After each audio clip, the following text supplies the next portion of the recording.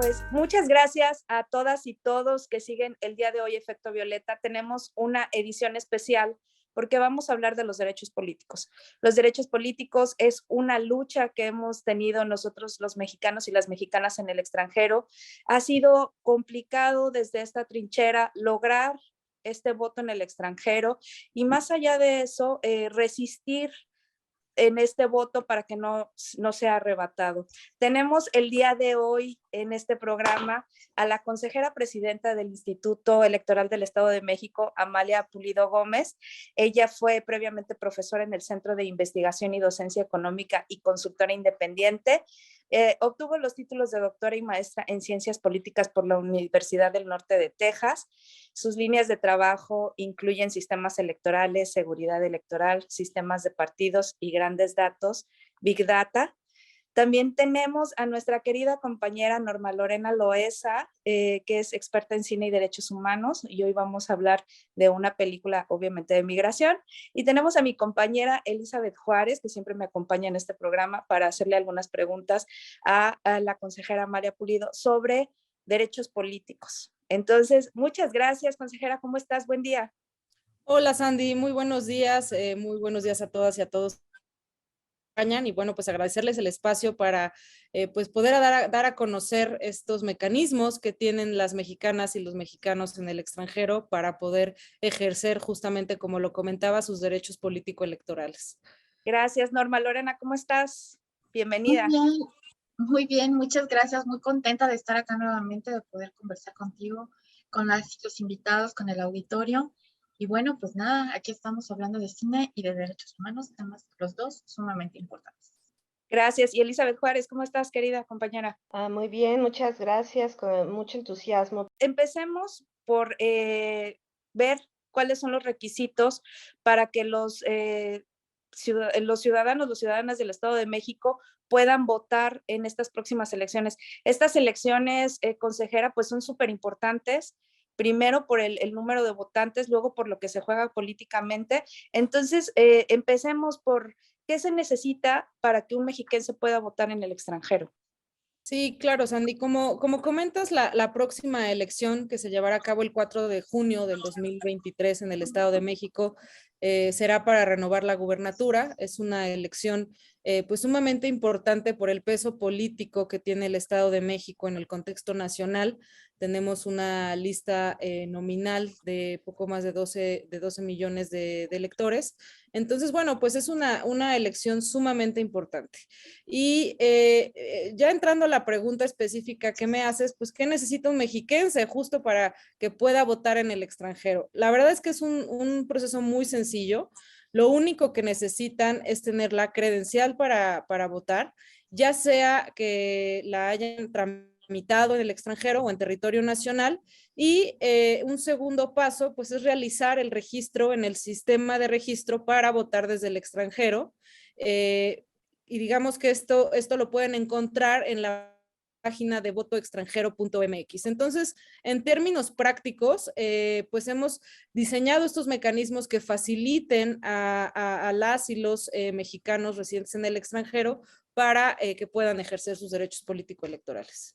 Y esto es en cualquier país, ¿verdad? No nada más es para los mexicanos que estamos en Estados Unidos, sino para cualquier persona en el extranjero que sea residente, que haya nacido en el Estado de México. Así es. Este proceso que comento aplica para cualquier país del mundo. Y bueno, también para comentar que tramitar la credencial es muy fácil. Lo único que tienen que hacer es ubicar el consulado o la embajada mexicana más cercana, de donde residan los y las mexicanas en el extranjero, realizar una cita en la página de internet de citas.sre.gov.mx y llevar la documentación requerida, y eso es todo lo que se necesita para poder tener esta credencial para votar. Ya les pediremos a las personas que quieran sacar su credencial que se acerquen a su consulado para que precisamente vean este proceso de trámite. Sí, por supuesto. Yo creo que es lo que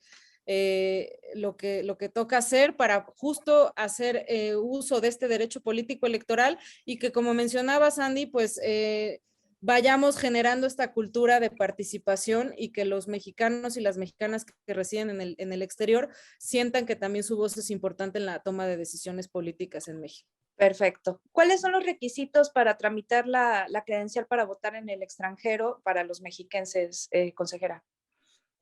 Como les decía, es un proceso muy fácil, únicamente necesitan un documento que acredite la nacionalidad, en este caso una identificación con fotografía y un comprobante de domicilio, y una vez que el trámite sea validado, el INE enviará por mensajería la credencial al domicilio que hayan registrado las y los mexicanos, y después nada más se tiene que confirmar que se ha recibido la documentación, y al hacer esta confirmación queda automáticamente válida para que puedan votar e identificarse. Consejera, ¿dónde podemos encontrar toda esta información para que las y los mexiquenses puedan votar? Es en el sitio de internet votoextranjero.mx, o bien se pueden llamar a los números 866-986-8306 desde Estados Unidos, o al más 5255-5481-9897 desde otros países. Yo creo que después, si me permiten, les pasamos esta información para que la puedan difundir con las personas que nos escuchan el día de hoy. Consejera, las modalidades para votar en el extranjero, ¿cuáles son? Tenemos 3 tipos de modalidades para poder participar en la próxima elección de gubernatura del Estado de México. Y las modalidades son la electrónica, la postal o presencial. ¿Y qué preparativos necesito hacer para el día? Pues si yo fuera del Estado de México, ¿qué preparativos necesitaría el día de la elección para votar por internet? Contar con la credencial para votar vigente emitida en México o en el extranjero. Al momento de realizar la solicitud de inscripción a la lista nominal de electores residentes en el extranjero, deben seleccionar justo la modalidad electrónica por internet y proporcionar una cuenta de correo electrónico y un número telefónico para la identificación, ¿no? Y aquí pues es importante mencionar que deben tomar en cuenta que al correo electrónico y al teléfono móvil se les hará llegar información para que puedan ejercer el voto. Y bueno, pues recordarles que esta información es personal, es intransferible y única, ¿no? Entonces se les invita también a que pues registren datos de contacto en donde sí puedan ser contactadas las personas que tengan este interés por participar. Pues un consejo para nuestras y nuestros escuchas es que lo que nos pasó o lo que nos ha pasado en algunas elecciones es que el instituto electoral o el nacional nos da una clave para que nosotros podamos ingresar, y a veces para la gente es difícil porque su ordenador está en inglés, entonces se les complica mucho seguir las instrucciones. Lo que nosotros les decimos en este momento es que en ese momento pueden cambiar la configuración en español para que puedan seguir las instrucciones correctamente. Hablo de los ordenadores de las personas que estamos en Estados Unidos, ¿no? Es uno de los consejos. ¿Cómo se va a votar de manera presencial? Ese es todo un tema porque no en todos los estados, en Estados Unidos ni en todos los países estamos dispuestos o no hay materiales para votar de manera presencial. Sí, esta es justamente una pregunta bien importante e interesante, porque para este proceso electoral se realizará una prueba piloto para que la ciudadanía pueda votar de manera presencial desde el extranjero, acudiendo a las sedes consulares determinadas. Entonces, pues es importante aclarar que si poseen una credencial para votar emitida en territorio nacional, deben registrarse en el sistema de registro para votar desde el extranjero, y pues de lo contrario únicamente podrían votar en territorio nacional y no en el extranjero. Entonces realizar este paso del registro para votar desde el extranjero es sumamente importante, y como mencionas, este mecanismo de voto presencial es innovador porque es una prueba piloto que estaremos poniendo en marcha justo en este proceso para la renovación de gubernatura. ¿En qué consulados o embajadas se podrá votar de manera presencial? Bueno, este voto presencial se estará realizando en Los Ángeles, California, en Dallas, Texas, en Chicago justamente, y en Montreal y en Quebec. Ok, entonces solamente en Estados Unidos y en Canadá va a haber Así es, esta así es. facilidad. Ok, ¿Y ok. es en los consulados? ¿Va a ser en los consulados o en dónde van a estar estos? módulos. Sí, justamente los módulos van a estar en los consulados y también se tendrá el tema de los consulados móviles, ¿no? Entonces, bueno, pues esta es una estrategia que se está haciendo justo en coordinación con el INE para poner en marcha esta prueba piloto y transitar también a este tipo de voto, ya que el 60% de los mexicanos y las mexicanas que residen en el extranjero optan por el voto por internet. Entonces, pues con esta implementación de esta prueba piloto, pues se pone a disposición otros mecanismos para que puedan ejercer sus derechos político-electorales. ¿Y en dónde se va a publicar la lista de estos consulados móviles? Se va a publicar en las páginas que ya he comentado, va a haber información al alcance de la ciudadanía para que pues tengan justamente toda la información pertinente. Perfecto. Consejera, el tema de la vía postal es un problema para nosotros. Te voy a comentar. Cuando nos llega la papelería, si es que llega de manera correcta, si es que nos llega a tiempo, pues siempre han existido dudas porque luego no se ve reflejado ese voto, no lo mandamos a tiempo, es un problema el tema de la vía postal. Entonces sí nos gustaría que quedara muy claro qué se necesita para votar por vía postal, porque ha sido de verdad un dolor de cabeza para nosotras y nosotros acá en el extranjero. Sí, como bien comenta Sandy, bueno, pues este voto puede tener algunas complejidades, pero poco es algo que no se pueda hacer, ¿no? Bajo esta modalidad, el ciudadano recibirá en su domicilio un paquete electoral, el que comentas, el paquete electoral postal, el cual es justamente ese conjunto de documentación y materiales que INE envía a la ciudadanía inscrita en la lista nominal de residentes en el extranjero y que servirá para el ejercicio de voto desde el extranjero vía postal, justo para estas elecciones. Este paquete debe ser regresado siguiendo las instrucciones contenidas en el sobre para que pues no sea anulado el voto y bueno, quienes han utilizado este mecanismo saben que ya les incluye la guía y todo lo pertinente para poder regresar el voto, pero es muy importante que sigan pues las instrucciones que vienen justo en este sobre y pues que hagan valer su voto. Y se tiene además que hacer dentro del plazo indicado, ¿verdad? Antes de que sea el día efectivo de la elección. ¿Nos podría explicar cuál es ese plazo? Exactamente, es sumamente importante que se haga en el plazo para participar justo en la elección de gubernatura. Deben solicitar la inscripción en el sitio electrónico que ya les comenté, el de votoextranjero.mx, dentro del periodo comprendido del 1 de septiembre de 2022 al 10 de marzo de 2023. Es decir, todavía están en condiciones para poder solicitar esta inscripción. Sin embargo, en caso de no haberse registrado para votar y cuentan con una credencial vigente emitida en el extranjero, podrán emitir el voto de forma presencial en cualquiera de las sedes consulares aprobadas para la prueba piloto. Es decir, esta elección es muy importante, que se pone a disposición de las y los mexicanos que residen en el extranjero diferentes herramientas y mecanismos para que hagan valer su voto. Consejera, no hemos hablado cuáles son los cargos, esta votación, ¿por quién estamos votando? Sí, en la próxima elección del 4 de junio en el Estado de México elegiremos únicamente la gubernatura, votaremos por la gubernatura, por lo que los residentes en el extranjero tendrán la oportunidad de elegir al próximo gobernador o gobernadora constitucional del Estado. Es el único cargo que estaremos eligiendo. Y si tengo dos nacionalidades, ¿puedo votar para esta elección, en esta elección que viene? Sí, por supuesto, Elizabeth. Si todos los mexicanos que viven fuera del país y que cuenten con una credencial para votar vigente y que realicen su trámite de inscripción en la lista nominal de electores residentes en el extranjero de la elección gubernatura 2023 y cumpliendo todos los requisitos y sean dictaminados procedentes, podrán participar sin importar que tengan otra nacionalidad. Muchísimas gracias. Sabemos que tienes el tiempo cortísimo y por tanto te agradecemos que estés aquí. Es muy importante para nosotros tener esta opción para votar, que sea nuestro voto útil, que sea escuchado y que utilicemos los mecanismos adecuados para poder seguir participando en la vida pública del país. Pero no quisiera irme, consejera, sin preguntarte, porque de verdad es que estás muy joven, eres una de las consejeras más jóvenes que hay en el país.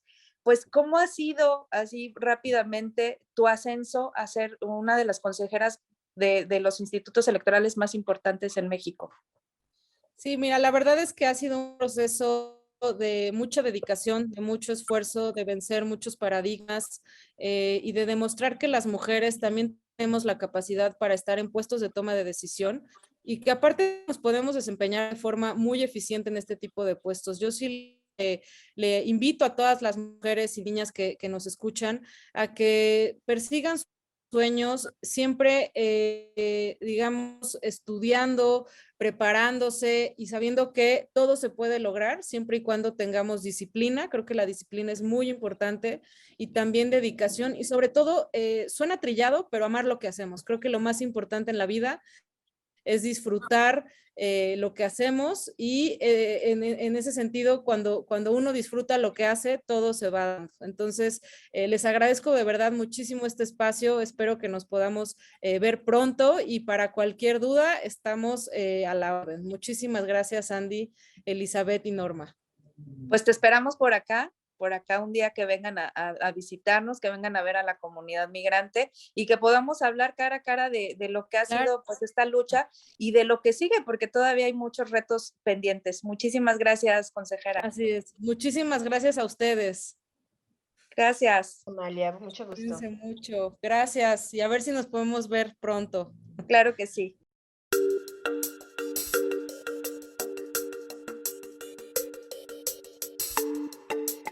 Pues nosotras seguimos en el programa y en esta nueva edición de Cine y Derechos Humanos vamos a tener a Norma Lorena Loaiza. ¿Cómo estás, querida amiga?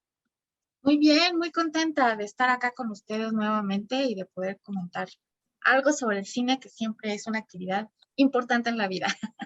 Claro que sí.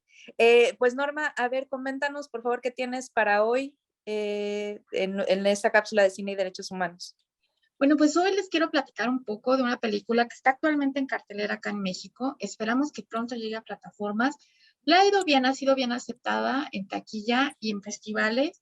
Y se trata de una película que se llama El Otro Tom, codirigida por Rodrigo Pla y Laura Santullo. Es decir, hay una mirada femenina.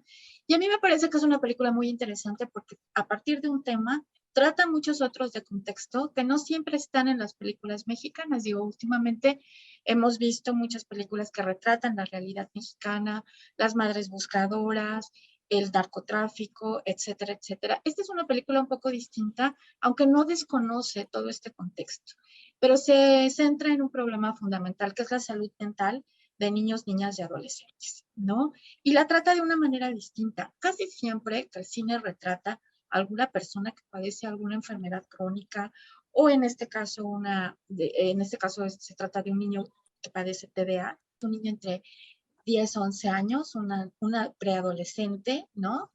Y casi siempre que tratamos personas con estos padecimientos, lo que vemos son historias de superación, ¿no?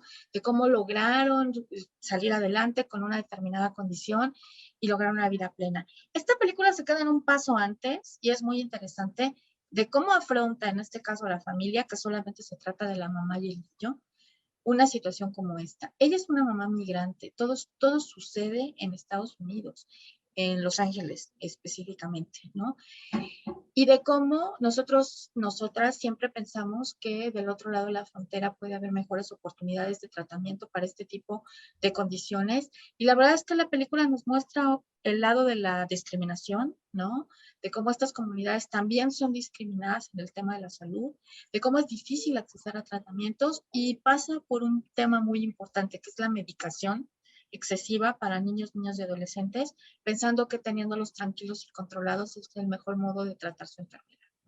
Esta mujer, la madre del niño, pues se revela y empieza a buscar respuestas. Entonces, la película es interesante por todas esas razones. Es una mamá muy joven, una madre soltera mexicana, viviendo en Estados Unidos, con un niño con una condición que requiere atención, tratamiento, y a lo que se enfrenta en estas circunstancias, además de lanzar la pregunta, ¿no? ¿De verdad estamos tratando estas condiciones, este tema de la salud mental como debe de ser? Es decir, tiene que ser tratado con medicamentos, tiene que ser tratado con terapias, ¿cómo debe de ser tratado? Ya que realmente tenemos acceso en una circunstancia tan difícil. Pero además de todo eso, la película está contada de una manera muy sencilla, no es totalmente, es un melodrama muy bien armado, un melodrama que además, ¿a qué siglo es el género que más gusta al público? Entonces, hacerlo de una manera tan profesional, con un buen guión y con una historia interesante, pues es una de las principales ventajas que tiene esta película. De verdad la recomendamos mucho. Cine mexicano, cine diferente, cine que apuesta a otras narrativas y que está hecho con mucho oficio cinematográfico, ¿no? Una narración fluida y una problemática que existe, que es contemporánea y que se da dentro de este contexto, ¿no? Entre México, Estados Unidos, las y los migrantes y una condición de salud referida a la salud mental de niñas, niños y adolescentes. Es un combo muy interesante. Es una película entretenida, a pesar de que está hablando de cosas muy graves, ¿no? Es una película entretenida y la recomendamos mucho. Actualmente en cartelera todavía en algunos cines en México y se espera que llegue pronto a plataformas. Ha tenido muy buena acogida y de verdad la recomendamos mucho. ¿Cómo se llama otra vez? El otro Tom. El otro Tom. El Perfecto, otro Tom. pues vamos a estar pendientes de si llega a algunas plataformas y te agradecemos mucho tu participación el día de hoy en Efecto Violeta. También le quiero agradecer a mi compañera Elizabeth Juárez. ¿Quieres cerrar con algo, querida Elizabeth? Sí, me gustaría invitar a todas las personas del Estado de México a que ejerzan sus derechos políticos. Ha costado bastante a la comunidad migrante llegar a este punto. Entonces son oportunidades, sobre todo en estas elecciones que son históricas, en las que se juega tanto, que hay que aprovechar eso, hay que hacer valer nuestra voz y mandarle mensajes a las cúpulas del poder sobre lo que queremos en nuestros estados de origen, porque muchos de nosotros acá en el extranjero queremos regresar y queremos ver un México diferente. Esta es la mejor oportunidad para lograr eso. Gracias a todos. Gracias, Elizabeth. Es efectivamente una de las elecciones más importantes y pues esperamos que este programa sirva para alentar ese voto. Y pues muchísimas gracias a todas y todos. Les pedimos que estén pendientes de las plataformas. Aquí estaremos dando información y nos vemos en la próxima emisión de Efecto Violeta. Muchas gracias. Gracias, Norma. Gracias, Elizabeth.